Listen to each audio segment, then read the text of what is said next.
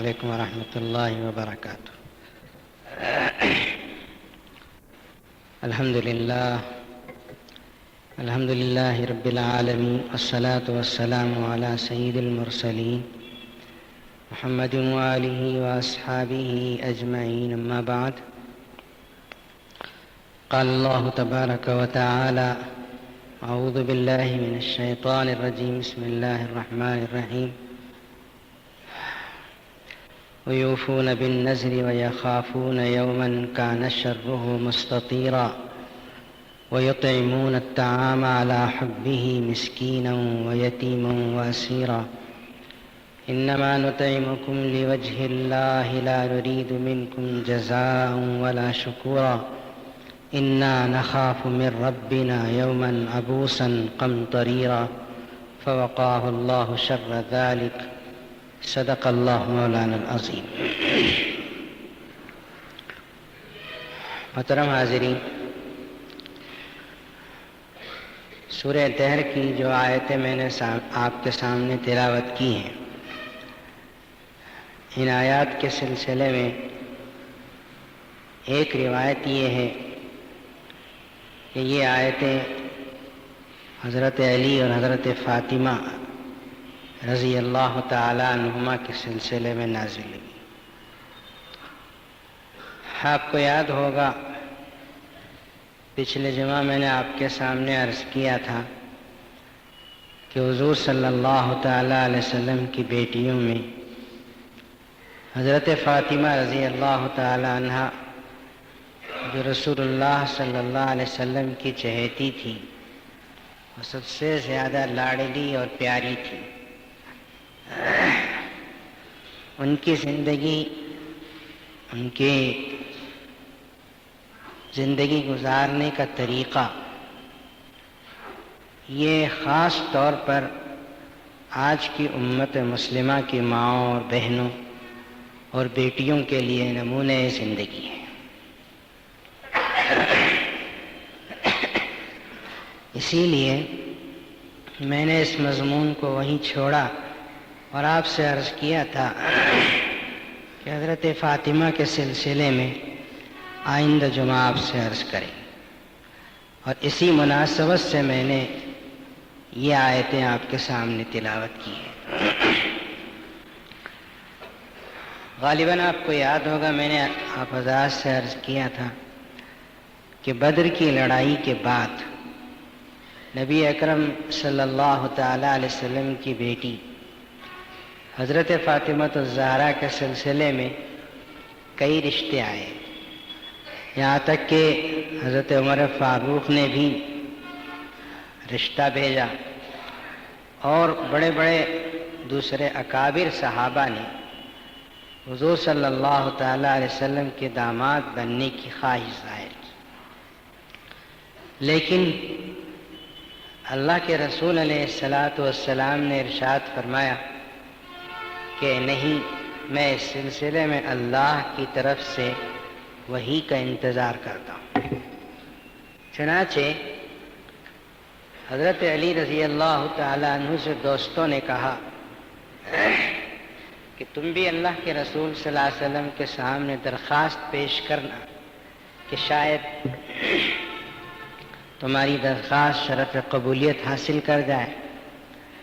چنانچہ حضرت علی رضی اللہ تعالیٰ عنہ نے شرماتے شرماتے، یہ شرماتے کا لفظ حدیث میں بھی ہے، اور میں یہ خصوصیت سے اس لیے عرض کر رہا ہوں کہ حضرت علی رضی اللہ تعالیٰ عنہ کے مزاج میں بڑی شرم تھی، حیا تھی، اور حیا تو ایمان کا بہت اہم ترین حصہ ہے. حالانکہ حضرت علی انتہائی بہادر اور جری انسان. غالباً آپ نے سنا ہو کہ حضرت علی اتنے جری اور بہادر تھے کہ ایک غزوے میں جس دروازے کو آپ نے اٹھا کر پھینکا تھا، کتابوں میں لکھتے ہیں کہ 27 آدمی اس دروازے کو کھولتے تھے، اتنا حضرت علی نے اس کو اٹھا کے پھینکا. مرحب جیسے پہلوان کو جو سنتے ہیں کتابوں میں لکھتے ہیں کہ 50 آدمیوں پر بیک وقت حاوی تھا، حضرت علی چھوٹے قد کے تھے اور انہوں نے حضرت علی رضی اللہ تعالیٰ عنہ نے مرحب کے 2 ٹکڑے کر دیے تھے۔ شرماتے شرماتے حضور صلی اللہ علیہ وسلم سے عرض کیا کہ میں آپ کی بیٹی کا ہاتھ تھامنا چاہتا ہوں۔ حضور اکرم صلی اللہ تعالیٰ علیہ وسلم کو اللہ تعالیٰ کی طرف سے بذریعہ وحی اشارہ ہوا کہ اس رشتے کو آپ قبول کر لیں کہ فاطمہ کے لیے یہی رشتہ ہم نے بھی آسمانوں میں طے کیا ہے۔ چنانچہ رسول پاک صلی اللہ تعالیٰ علیہ وسلم نے سوال فرمایا کہ علی تمہارے پاس مہر دینے کے لیے کیا ہے؟ حضرت علی رضی اللہ تعالیٰ عنہ نے فرمایا یا رسول اللہ، میرے پاس میرا گھوڑا ہے جس کی پیٹھ پہ بیٹھ کے جہاد کرتا ہوں، اور ایک زرہ ہے لوہے کی جسے پہن کر جنگ لڑتا ہوں، اس کے علاوہ تو میرے پاس کچھ ہے نہیں۔ حضور اکرم صلی اللہ تعالیٰ علیہ وسلم نے فرمایا گھوڑا تو سواری کا ضروری ہے، تم ایسا کرو کہ زرہ بیچ دو۔ حضرت علی رضی اللہ تعالیٰ عنہ نے زرہ بیچ دی حضرت عثمان غنی کے ہاتھ۔ وہاں سے مختلف روایتیں ہیں، کسی میں 400، کسی میں 600، مختلف روایتیں ہیں۔ 400 درہم مثلا ان کے ہاتھوں پہ آئے، اسے لا کر حضرت علی رضی اللہ تعالیٰ عنہ نے رسول پاک صلی اللہ علیہ وسلم کی خدمت اقدس میں رکھا۔ اس میں سے مہر فاطمی مقرر ہوا تھا 200 درہم، پھر باقی جو رقم تھی اللہ کے رسول خود چونکہ حضرت علی کے نگہبان تھے اور پرورش رسول اللہ صلی اللہ علیہ وسلم نے کی حضرت علی کی، اس لیے اللہ کے رسول علیہ الصلوۃ والسلام نے دونوں کی زندگی کا ساز و سامان کا انتظام کیا۔ ان کے لیے حصیر لی، ان کے لیے تکے بنوائے، ان کے لیے 2 چکیاں رکھی، ایسا جو زندگی کا ضرورت کا سامان تھا اس سامان کا انتظام فرمایا۔ اللہ کے رسول نے اپنی بیٹی کے لیے اپنی دولت سے جہیز نہیں دیا، اور تھی کہاں دولت دینے کی، وہ تو حضرت علی کی زرہ سے بچے ہوئے پیسے، تھوڑا سا پیسہ مہر کے لیے دیا۔ مہر فاطمی اس زمانے میں جتنا باندھا گیا آج کے زمانے میں 14,000 روپے آج کل کے ریٹ کے اعتبار سے ہوتا ہے، تو باقی جو پیسہ بچا تھا یہ درہم بچے، اس میں سے تھوڑا سا ضرورت کا سامان زندگی کا مہیا کیا۔ اب اسے بعض ان پڑھ قسم کے لوگ کہتے ہیں کہ رسول اللہ نے اپنی بیٹی کو جب جہیز دیا تو آج کے زمانے میں دینے میں کیا حرج ہے؟ دینے میں کوئی حرج نہیں ہے۔ کسی باپ کو اللہ نے دولت دی ہے، وہ اگر اپنی بیٹی کے لیے خدا کے دیے ہوئے مال میں اپنی مرضی کے مطابق بغیر سوال کے دیتا ہے تو جائز ہے، لیکن یہ جو لڑکے والوں کی طرف سے لیسٹ آتی ہے، یہ چاہیے وہ چاہیے، اور ایک لمبی چوڑی فہرست ہوتی ہے، مجھے بتاؤ اس کا شریعت میں کہاں وجود ہے؟ یہ حرام ہے، سراسر حرام ہے، اور اس کے حرام ہونے کے لیے دلیل ہے قرآن مجید کی وہ آیت جس میں اللہ تعالیٰ نے فرمایا یا ایھا الذین آمنوا لا تاکلوا اموالکم بینکم بالباطل، اے ایمان والو آپس میں ایک دوسرے کا مال اس طرح غلط طریقے سے مت ہڑپو، میں غلط طریقے سے مت کھاؤ۔ جب قرآن کی آیت کہتی ہے کہ اس طرح غلط طریقے سے ایک دوسرے کا مال ہڑپ نہیں کرنا چاہیے، تو اس کی اجازت کہاں ہو گئی کہ جہیز کے نام پر جس باپ کی لڑکی لے رہے ہیں اسی سے مال بھی اینٹ رہے ہیں، اسی سے دولت بھی لے رہے ہیں۔ اس کے علاوہ طرفہ تماشا یہ کہ لوگ جوڑا جہیز تو خوب لے لیتے ہیں، لیکن مہر کی ادائیگی کا جب مسئلہ آتا ہے تو دفتر میں لکھا ہوا ہوتا ہے کوئی بھی مائی کا لال مہر نہیں دیتا۔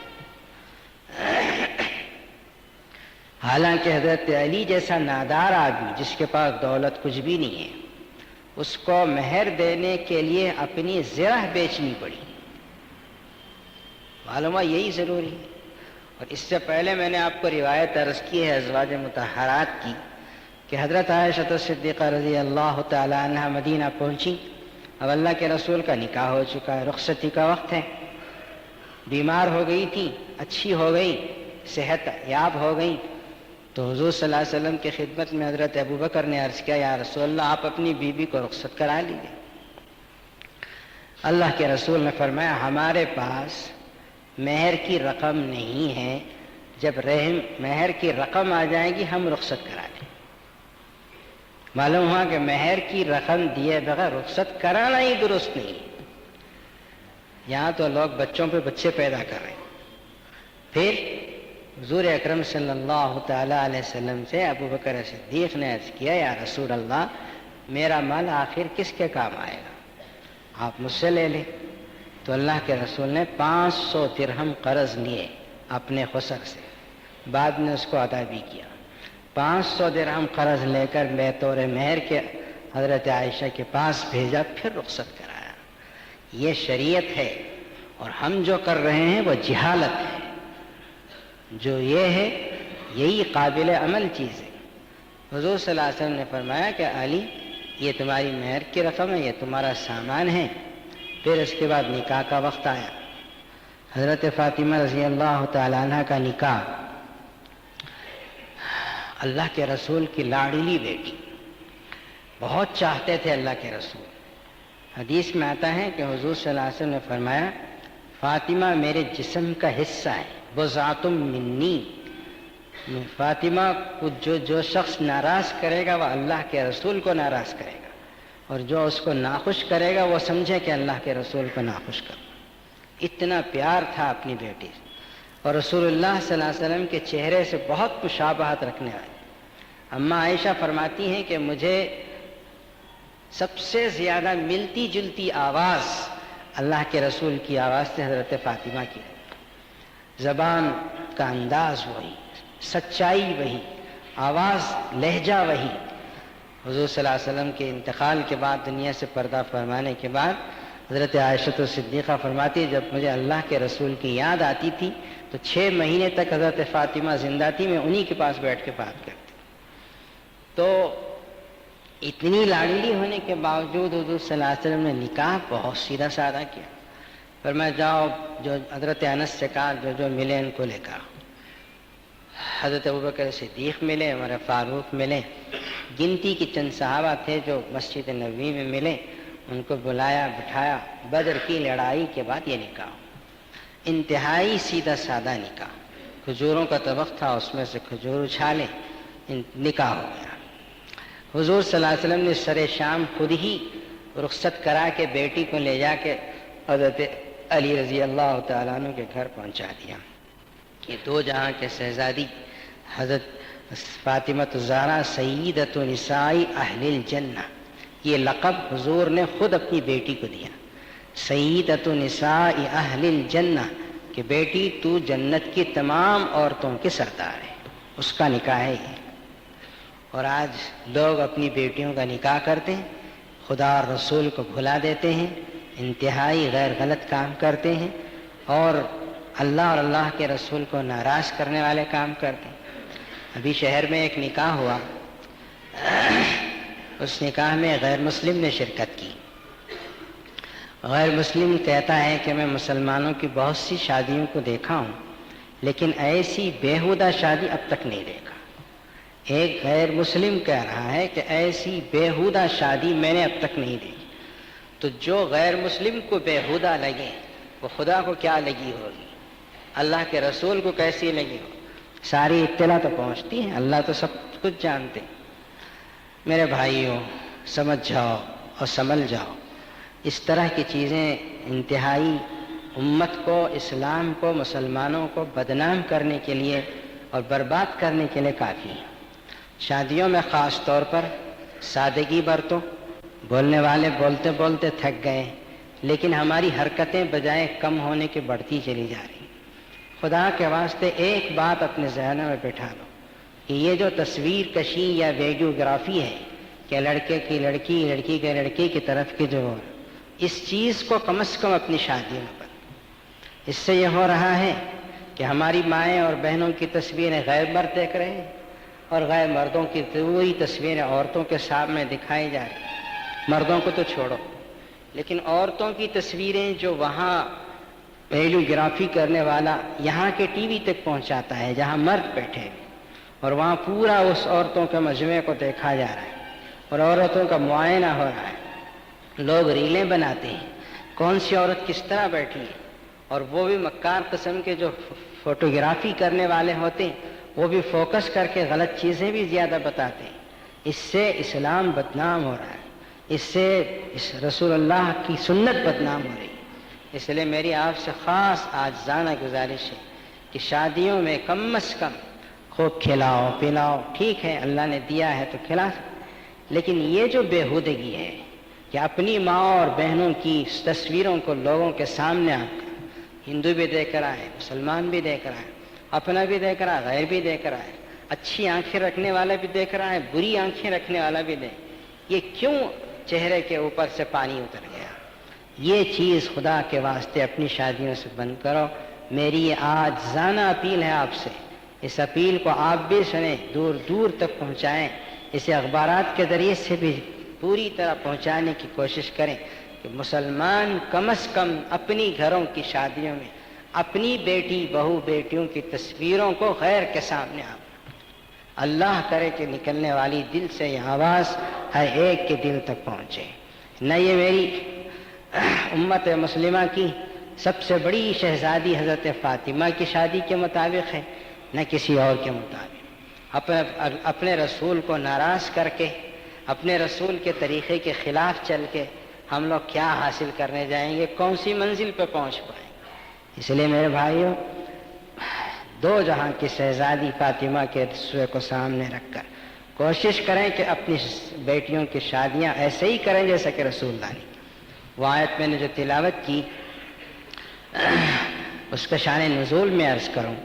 حضرت فاطمہ کا رخصت ہو گئی، رسول اللہ صلی اللہ علیہ وسلم نے علی کے پاس رخصت کیا، انتہائی اسرت کی اور تنگی کی زندگی گزاری۔ آج کل کی مائیں اور بہنیں، بہو بیٹیاں تھوڑا سا گھر میں کام کاج کر دیں تو لڑکی کا باپ لڑنے کے لیے آ جائے، لڑکی کے بھائی مارنے کے لیے آ جائیں۔ وہاں صورتحال یہ تھی کہ حضرت علی خود ہی بیان کرتے ہیں، حضرت فاطمہ کے انتقال کے بعد، حضور کے دنیا سے جانے کے 6 مہینے کے بعد حضرت فاطمہ بھی چلی گئی۔ 6 مہینے کے بعد حضرت علی نے دوسرا نکاح بھی کیا، اس سے پہلے کبھی نکاح نہیں کیا، حضرت فاطمہ کی زندگی میں نکاح نہیں کیا۔ ایک بار اپنے شاگرد سے حضرت علی نے فرمایا، میں تمہیں رسول اللہ کی بیٹی فاطمہ کے بارے میں بتاؤں، وہ میری بیوی تھی، میں ان کا دن و رات جانتا تھا، میں باہر دین کے کاموں میں دوسرے کاموں میں لگا رہتا تھا، میں فاطمہ کو دیکھتا تھا کہ وہ جنگل سے لکڑیاں لاتی تھیں، اس کے نشانات ان کے ہاتھوں پہ تھے، پانی کھینچ کر لاتی تھیں جس سے سینے کے اوپر نشانات بیٹھ گئے تھے، ہمیشہ گھر کا کام کاج جھاڑنا جھوڑنا سب کرتی تھیں جس سے کپڑے میلے رہتے تھے۔ حضرت علی رضی اللہ تعالیٰ نے فرمایا، میں نے اپنی بیوی سے کہا، دیکھو اللہ کے رسول کے پاس، تمہارے والد محترم کے پاس غلام آئے، جاؤ ایک لونڈی مانگ لو، یہ مصیبت چھوٹ جائے گی، کام کاج میں ہلکا ہو جائے۔ میں گئی، شرم کی وجہ سے مانگ نہ سکی، واپس آ گئی۔ دوسرے دن خود رسول اللہ میرے گھر آئے، پوچھا بیٹی کل کیوں آئی تھی؟ کل آئی تھی نا میرے پاس، کچھ بات نہیں کیا، کیوں واپس کیوں آ گئی، کیا کام لے کے آئی تھی؟ حضور پاک صلی اللہ علیہ وسلم پوچھے تو پھر بیٹی کو شرم آ گئی، بیٹی نے کچھ کہا نہیں۔ حضرت علی نے خود ہی فرمایا، یا رسول اللہ ان کی کام کاج کی یہ حالت ہے، اس لیے یہ لونڈی مانگنے آپ پاس آئی تھی۔ اس وقت دنیا میں تو باپ بہت ہیں، اور باپ بیٹی کے لیے کیا کرتا ہے آپ جانتے ہیں، غریب سے غریب باپ بھی اپنی بیٹی کے لیے کیا کچھ کر سکتا ہے، لیکن قربان اس باپ پر جس کا نام گرامی اس میں گرامی محمد و احمد صلی اللہ علیہ وسلم ہے، انہوں نے اپنی بیٹی سے کہا، یا فاطمہ اتق اللہ، اے بیٹی فاطمہ اللہ سے ڈرو، تقوی اختیار کرو، واصبری، گھر کے کام کاج میں تو تکلیف ہوتی ہے اس پہ صبر کرو، ادی فریضۃ ربک، جتنے خدا کے فرائض ہیں اسے ادا کرو، وعمل عمل بیتک بیدک، اپنے گھر کے کام کاج کو اپنے ہاتھوں سے کرو۔ پھر رات کو جب اپنے گھر کو اپنے بستر پر پہنچو تو فرمایا وہی تسبیحات فاطمہ دی کہ سبحان اللہ 33 مرتبہ، الحمدللہ 33 مرتبہ، اللہ اکبر 34 مرتبہ پڑھ پڑھا کے بدن پہ دم کر کے سو جاؤ، تمہاری ساری تکن دور ہے۔ امام الانبیاء نے یہ بتایا کہ تم بیٹی ہو پیغمبر کی، تمہیں نوکری لونڈی مانگنا درست نہیں ہے، دنیا میں تمہیں اسی طرح زندگی گزارنا اس لیے کہ قیامت تک کی عورتوں کے لیے تم نمونہ ہو۔ اب بھلا بتائیے، امام الانبیاء کی بیٹی جب گھر کا کام کاج کرتی ہے، کر سکتی ہے، دنیا کی کون سی ایسی بیٹی ہے جو اس سے بڑھ سکتی ہے؟ اس کی دھول تک بھی نہیں پہنچ سکتی، دھول کا تصور تک نہیں کر سکتے۔ اور اپنی اولاد کو، بیٹیوں کو یہ سمجھاؤ، ان کی یہ تربیت کرو، اس طرح ہوتی ہے بیٹیاں، اور اس طرح بیٹیوں کو ہونا چاہیے۔ تھوڑا سا کام کیا تو شرم آ گئی، تھوڑا سا کام کیا تو باپ کو غصہ آ گیا، بھائی لڑنے لگے، کیسی کیسی قسم کی شکایتیں آ گئی۔ اور پھر اس کے علاوہ کپڑے پہننے کا انداز، پچھلے جمعہ میں نے آپ سے عرض کیا، ابا جان آئے، رسول اللہ صلی اللہ علیہ وسلم آئے، کہا بیٹی اندر آنا چاہتا ہوں، میرے ساتھ عمران ابن حسین بھی ہیں، اجازت ہے؟ کہا یا رسول اللہ میرے پاس پردہ کرنے کے لیے کوئی کپڑا نہیں ہے۔ چادر کندھے سے نکالی، چادر دی، کہا بیٹی اس سے پردہ کر لے، میں اندر آتا ہوں۔ اور حضرت عائشہ فاطمہ نے چہرے پہ پردہ کیا، اللہ کے رسول اندر آئے، پوچھا بیٹی کیا حال ہے؟ فرمایا ابا جان پہلے تو بیماری تھی، اب پہلے تو بھوک تھی، اب بیماری بھی آ گئی۔ حضور صلی اللہ علیہ وسلم نے فرمایا صبر کرو، اس طرح صبر کی زندگی گزارو، تم سیدۃ نساء اہل الجنہ ہو۔ حالانکہ اللہ کے رسول چاہتے تو 1,00,000 جوڑے آسمان سے منگا سکتے تھے، اللہ کے رسول نے بتایا کہ نہیں، اسے نمونہ بننا ہے قیامت تک کے لیے، تو نمونہ بنا دیا۔ اب آج کون سی ایسی بیٹی ہے کہ جو اس نمونے کو سامنے رکھ کر اچھی زندگی نہیں گزار سکتی؟ رسول اللہ صلی اللہ علیہ وسلم کی یہ بیٹی، ایک مرتبہ ان کے 2 بیٹے حسن و حسین بیمار پڑ گئے، دونوں بیمار پڑ گئے، دونوں نے منت مانی، حسن و ماں باپ نے، فاطمہ اور حضرت علی نے منت مانی کہ ہمارے یہ دونوں بچے صحت یاب ہو جائیں تو ہم روزے رکھیں گے۔ نظر مانی، منت مانی، اللہ نے صحت دے دی، دونوں نواسے جو بیمار تھے اچھے ہو گئے۔ اب بھی منت پوری کرنا ہے، 3 روزے رکھنے کی منت تھی تو 3 روزے شروع ہوئے ان کے۔ پہلا روزہ ہوا، گھر میں کھانے پینے کچھ نہیں تھا، حضرت علی یہودی کے پاس گئے، وہاں سے روی لا کے فاطمہ کے پاس دیا، حضرت فاطمہ نے اس سے تاگا کادا، تاگا بنا کر دیا تو کچھ درہم و دینار آئے۔ شام کو اپنے گھر لا کے اس کو تو جو کی کچھ روٹیاں بنائی، افطار کے موقع تھا، سامنے رکھے بیٹھے تھے، اتنے میں کسی باہر سے کسی غریب نے آواز دی، وَيَطْعِمُونَ الطَّعَامَ عَلَى حُبِّهِ مِسْكِينًا، ایک مسکین نے آواز دی کہ بھوکا ہوں مجھے کھلاؤ۔ مسکین نے کہا کہ میں بھوکا ہوں مجھے کھلاؤ۔ سامنے 2-3 روٹیاں رکھی ہوئی تھیں، حضرت علی نے حضرت فاطمہ کا چہرہ دیکھا، حسن و حسین کو دیکھا، دیکھنے کے بعد کہا دیکھو یہ روٹیاں لے جا کے مسکین کو دے دو، لے جا کر مسکین کو روٹیاں دے دی، اور خود پانی پی کے روزہ کھول لیا۔ ذرا وقت گزر گیا، دوسرے دن نظر کا منت کا روزہ شروع ہوا۔ اس دن بھی تھوڑی سی روی آتی، 2-4 روٹیوں کا انتظام ہوا، سامنے وہ روٹیاں رکھی ہوئی تھیں۔ اللہ کی بھی عجیب آزمائش ہے، آج افطار کے موقع پر جس نے آواز دی وہ ایک یتیم تھا جو نادار تھا اور کئی وقت کا بھوکا تھا، اور اسے بھی حضرت علی کے دروازے پہ آواز دینے کی توفیق ملی۔ آج جو سامنے روٹیاں رکھی ہوئی تھیں ان روٹیوں کو لے جا کے یتیم کو دے دیا، اور پھر دوبارہ پانی زمزم وغیرہ پی کے اپنے دوسرے دن کا گویا روزہ بھی کھولا۔ حدیث میں آتا ہے کہ تیسرا دن شروع ہوا، روزہ رکھنا ہے، تیسری منت کا روزہ ہے، روزہ شروع ہوا۔ حضرت علی رضی اللہ تعالیٰ عنہ پھر یہودی کے پاس سے تھوڑی سی روی لائے، اس کا تاگا بنایا گیا، بنانے کے بعد شام کو افطار کے لیے بیٹھے تو آج جس نے آواز دی، قرآن کہتا ہے کہ وہ ایک اسیر اور قیدی آدمی تھا۔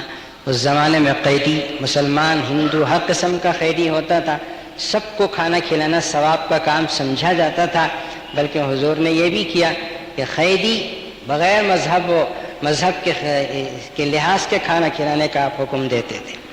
تو ایک اسیر نے، ایک قیدی نے آواز دی، تیسرے دن بھی وہ روٹیاں جو سامنے رکھی بھی لے جا کے اس قیدی کو پہنچا دی۔ کہ 3 دن جو صرف پانی پہ افطار کیا اور سحری پانی کی 1-2-4 شاید کھجوریں کھائی ہوں، 3 دن جو انہوں نے روٹیاں دے دی، اللہ کی طرف سے آزمائش تھی۔ حدیث میں آتا ہے کہ رسول اللہ صلی اللہ علیہ وسلم پر یہ آیات شریفہ اتری، اللہ نے اطلاع دی، یوفون بالنذر، یہ نیک لوگ وہ ہیں جو نذر کو پورا کرتے ہیں، یخافون یوما کان شرہ مستطیرا، یہ اس دن سے ڈرتے ہیں جس کی برائی بہت لمبی ہے، قیامت کے دن۔ اور پھر وَيُطْعِمُونَ الطَّعَامَ عَلَى حُبِّهِ، اور کھانا کھلاتے ہیں خدا کی محبت میں۔ ایک دن کسی دن مسکین کو کھلا رہے ہیں، اور ایک دن یتیمن کسی یتیم کو کھلا رہے ہیں، اور ایک دن کسی اسیر کو کھلا رہے ہیں۔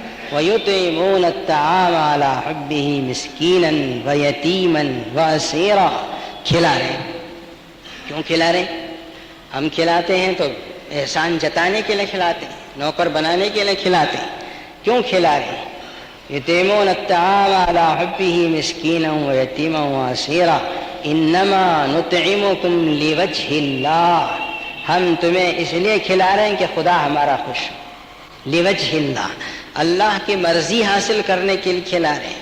لوجہ اللہ لا نرید منکم جزاء، تم سے کوئی بدلہ نہیں چاہیے، ولا شکورا، شکریہ کے الفاظ بھی تم سے نہیں چاہیے، لا نرید منکم جزاء ولا شکورا انا نخاف من ربنا یوما، ہم اپنے پروردگار سے اس دن کے بارے میں ڈرتے ہیں، یومن عبوسن، جو بڑا ہولناک دن ہے، قمطریرا، اور لوگوں کو حیران کر دینے والا دن۔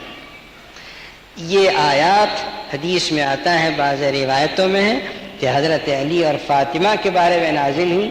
وہاں گھر میں ہو رہا تھا کہ افطار کے موقع میں چپکے سے روٹیاں اٹھا کے دے رہے ہیں، یہاں اللہ تعالیٰ نے آیات اتاری امام الانبیاء پر، یہ لو تمہاری بیٹی اور داماد کا حال ہے کہ جو اپنے اوپر دوسروں کو اس طرح ترجیح دے رہے ہیں کہ خود بھوکے اور پیاسے رہ کے دوسروں کو کھلاتے چلے جا رہے ہیں۔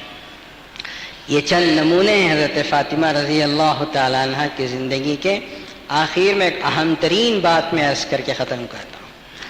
حضرت فاطمہ ایک مرتبہ اپنی سوتیلی ماں حضرت ابوبکر صدیق کی دوسری بیوی ان سے کہتی ہیں کہ امی جان، آپ کو ایسا نہیں لگتا کہ عورتوں کا جو جنازہ لے کے جاتے ہیں، اس زمانے میں ایک تختے کے اوپر جنازہ سلا دیا جاتا اور پھر ویسے ہی لے جاتے، اوپر کچھ نوچتے نہیں تھے، بند نہیں کرتے۔ تو حضرت فاطمہ نے کہا کہ امی جان، یہ عورتوں کا جو جنازہ اس طرح جاتا ہے مجھے پسند نہیں آتا، اس سے یہ معلوم ہو جاتا ہے کہ عورت کا پیکر کتنا ہے، موٹی کتنی ہے، لمبی کتنی ہے، دبلی کتنی ہے۔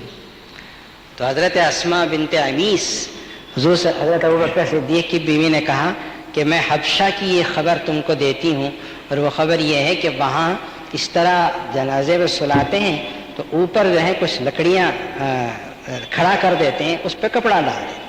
عورت کے جنازے کے لیے اس طرح کرتے ہیں، مرد کے جنازے کے لیے ایسا نہیں کرتے۔ تو حضرت فاطمہ نے اسے پسند فرمایا اور کہا کہ دیکھو آئندہ اسی طرح جاری رکھنا، اس سے یہ ہوگا کہ معلوم ہوگا کہ عورت کا جنازہ ہے اور عورت کا جسم چھپا ہوا رہے گا۔